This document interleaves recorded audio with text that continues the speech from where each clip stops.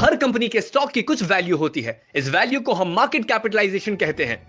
As an investor आपके लिए companies की मार्केट कैपिटलाइजेशन जानना जरूरी होता है। क्यों?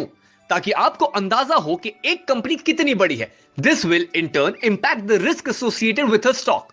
मार्केट कैपिटलाइजेशन के बेसिस पे कंपनीज को हम large cap stocks, mid cap stocks और स्मॉल कैप स्टॉक्स में क्लासिफाई करते हैं। Let's look at mid cap stocks closely.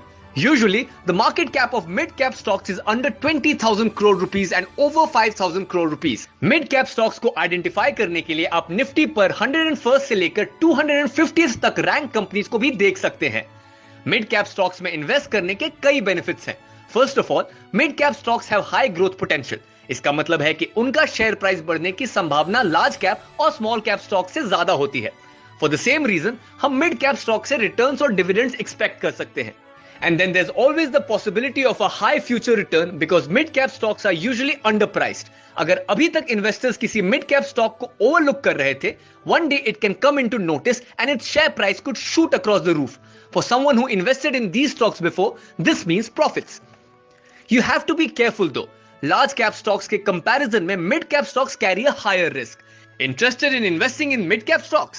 India के टॉप मिड कैप स्टॉक्स के बारे में डिटेल में जानने के लिए सुनिए एंजल ब्रोकिंग का podcast. Investments in securities market are subject to market risk. Read all the related documents carefully before investing.